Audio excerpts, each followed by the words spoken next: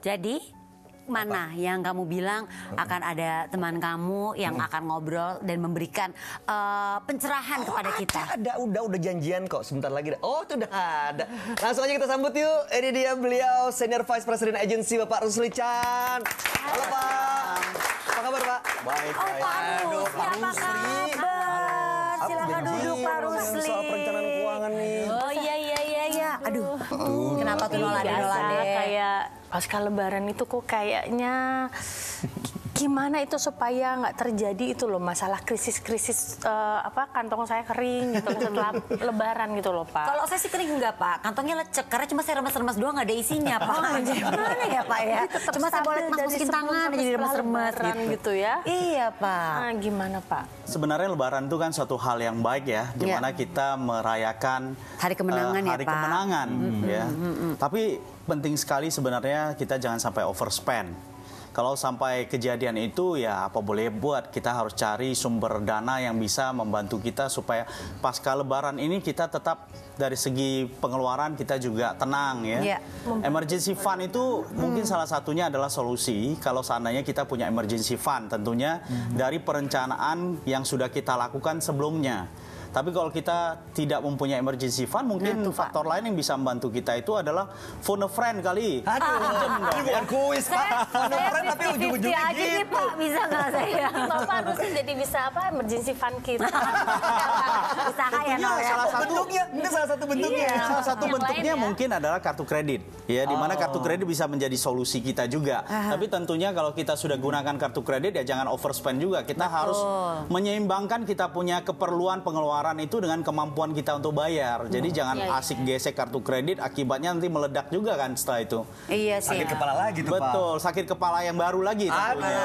Jangan sampai hari itu. Terkadang tuh suka lupa, ini kan kartunya kartu kredit, dikirain kartu debit, jadi dipakai doang aja. Itu nggak bukan begitu ya kan ya. Ini kartu kredit bukan kartu debit loh, dibayar gitu kan ya.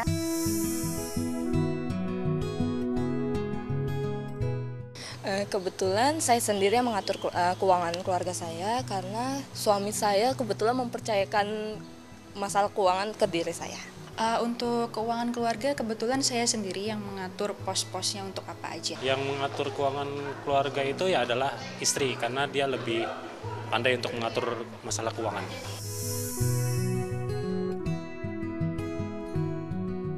Perencanaan keuangan yang sudah dilakukan sih, kalau saya selalu bikin pos-pos untuk setiap bulannya. Yang pertama pasti untuk kebutuhan pribadi, untuk kebutuhan sehari-hari. Nah, terus yang kedua investasi. Nah, yang ketiga saya sisihkan untuk dana darurat. Perencanaan keuangan untuk keluarga ya dengan cara menyisihkan sebagian hasil pendapatan saya dengan cara menabung atau investasi apapun lah.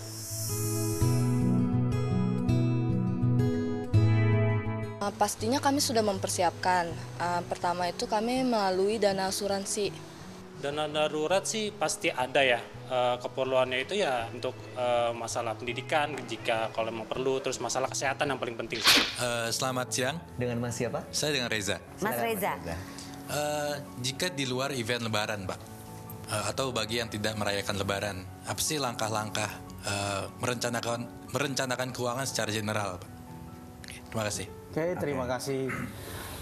Kalau seandainya kita mau melakukan perencanaan keuangan, hal pertama yang paling penting harus kita tahu adalah kita mengerti tentang kita punya kondisi keuangan.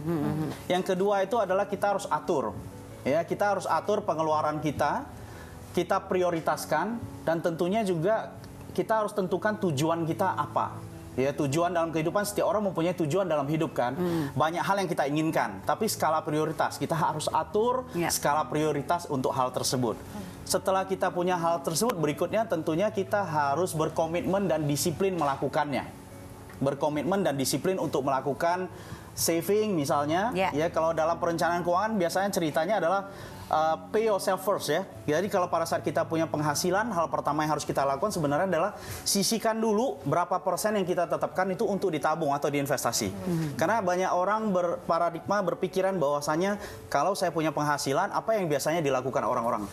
Pada saat kita terima penghasilan, hal pertama yang harus kita tentukan adalah berapa persen dari penghasilan tersebut kita akan investasi atau tabung dulu. Ya, istilah pay yourself first itu bukan artinya begitu kita terima penghasilan kita belanjakan buat diri kita, bukan. Salah, Tapi Bay. kita berpikir untuk masa depan kita. Iya. Justru punya penghasilan berapa persen? Misalnya 10% dari penghasilan kita mau sisihkan. Kita sisihkan dulu ke tabungan atau ke instrumen keuangan yang lain untuk diinvestasikan. Selebihnya itu adalah uang-uang yang baru kita lihat. Prioritas tadi yang saya sebutkan adalah pengeluaran wajib mana yang akan kita keluarkan. Setelah itu pengeluaran hal yang di luar daripada kewajiban yang menjadi hal-hal rutin ya tentunya. Baru kita lihat skala prioritas. Boleh nggak sih uang ini dipakai untuk itu? Selain daripada itu, kita juga harus bagi pos tersebut itu ke emergency fund yang tadi saya sebutkan. Emergency fund itu bisa banyak fungsinya, bisa saja untuk beli asuransi, ya, untuk asuransi kesehatan, asuransi jiwa, ataupun emergency fund itu digunakan kalau sewaktu-waktu dibutuhkan. Ya, tujuannya adalah kalau saat waktu-waktu dibutuhkan. Jadi emergency fund ini kita punya. Jadi penghasilan tersebut itu harus kita pilah. Pos-pos itu penghasilan tersebut mau kita gunakan untuk apa saja. Dan tentunya disiplin itu penting sekali ya. Kalau kita memang sudah berkomitmen untuk disiplin, ya disiplin untuk menabung berapa persen, 10% dan penghasilan, ya kita harus komit dan disiplin untuk melakukan hal Iya, tersebut. masalah komitmen. Saya nulis diary aja nggak komit, Pak. Aduh, apalagi Isi masalah keuangan Ini ini. nama lupa tuh tipis ya Pak. Garisnya tegas tapi. Sebenarnya. Tapi pemirsa, kita akan lanjutkan lagi obrolannya ya, dan kita nanti akan tahu lagi nih kalau misalnya sudah terlanjur kejadian, apa yang harus kita lakukan ya? dia. Jangan kemana-mana, tetap bersama kami di Gaya Hidup Masa Depan. Cicil masa depan mapan dari sekarang.